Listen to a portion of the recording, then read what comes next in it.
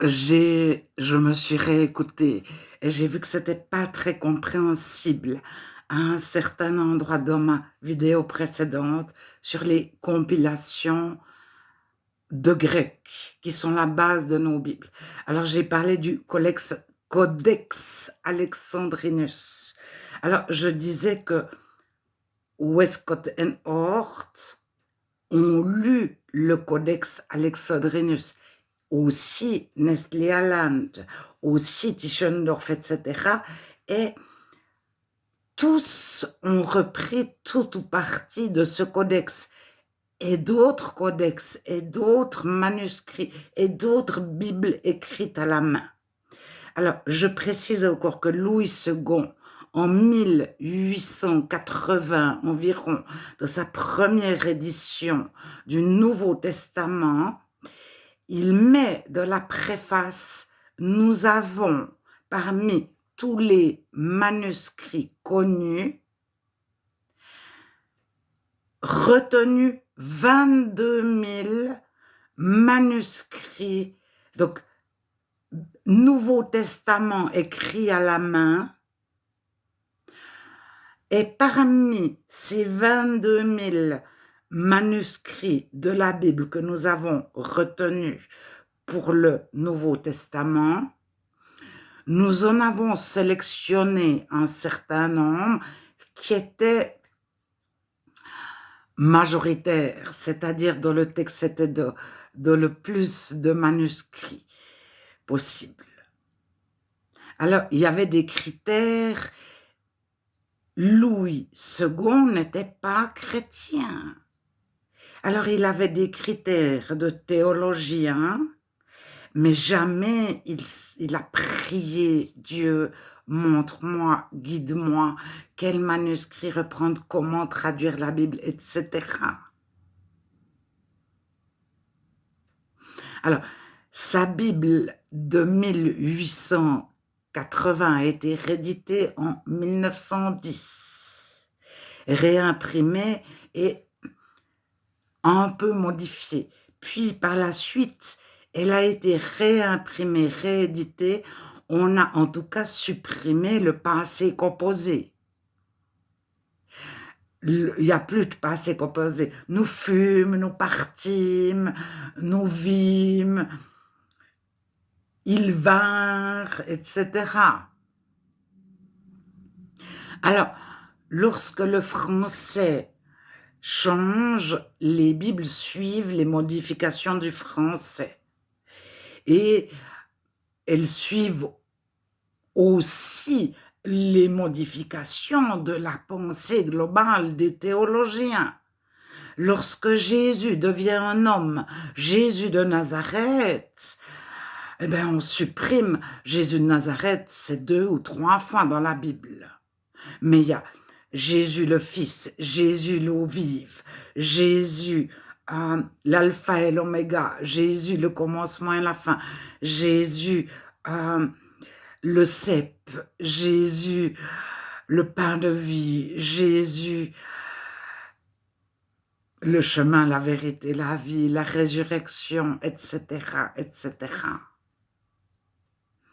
Et c'est toutes des petites choses. À un moment donné, Jésus est Seigneur. Qu'est-ce que Seigneur? Alors Martin dit Jésus est Dieu et il écrit Dieu en toutes lettres. Alors il faut savoir que en grec, il y a kurios, qui est utilisé pour les princes, les seigneurs, les maîtres, les esclavagistes. Au moment où on est un propriétaire terrien avec des esclaves, on est un seigneur. Et kurios, dans les paraboles de Jésus, lorsqu'il dit il y avait un roi qui avait des ouvriers, etc., c'est kurios. Et quand il est parlé de Dieu, que c'est repris de l'Ancien Testament, c'est aussi kurios. Mais en araméen, il y a 2 mots. Il y a les dieux rois humains, qui sont des hommes, qui ont été déifiés, qui ont été rendus dieux. Et il y a un autre terme pour le Dieu qui a tout créé, il n'y a aucun homme qui a réussi à inventer un homme et à le faire fonctionner. Déjà une fourmi, déjà une bactérie. S'il n'y a pas une première bactérie, l'homme n'arrive pas à faire une bactérie.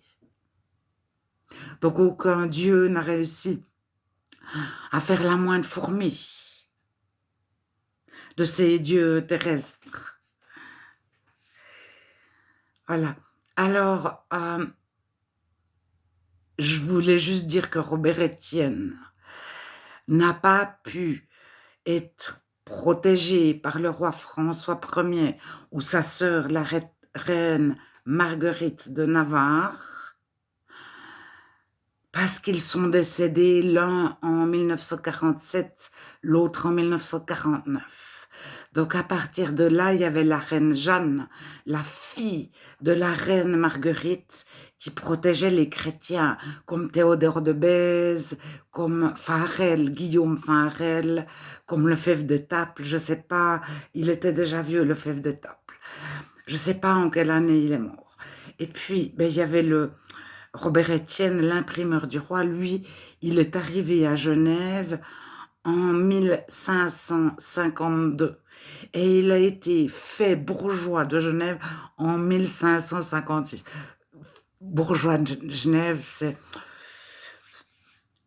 quelque chose comme citoyen de Genève, disons. Il a pris la nationalité genevoise en 1556. Là, c'est pas très important les années, mais c'est pour dire que tous ces chrétiens devront fuir, fuir, fuir. Alors, protestant ne voulait pas forcément dire chrétien. Il y avait des rois, des princes qui voulaient se défaire de la tutelle papale. C'est-à-dire que pour être sacré roi, le pape sacrait les rois. Si le pape n'avait pas posé la couronne du roi sur sa tête, le roi ne pouvait pas être roi. Et le pape, si le roi divorçait à partir d'une certaine année ou faisait quelque chose qui ne convenait pas, il pouvait le désacraliser, lui enlever sa couronne. Alors à un moment donné, les rois voulaient être rois sans passer par le pape. Mais ils n'étaient pas forcément chrétiens.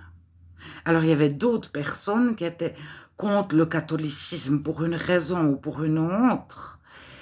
Et comme il y avait énormément de chrétiens, y compris des catholiques qui se mettaient à lire la Bible, à apprendre à lire pour pouvoir lire la Bible, et à retourner à Jésus, à avoir un cœur de chrétien, il y a eu un doux mélange entre ceux qui étaient contre les catholiques et les réels chrétiens.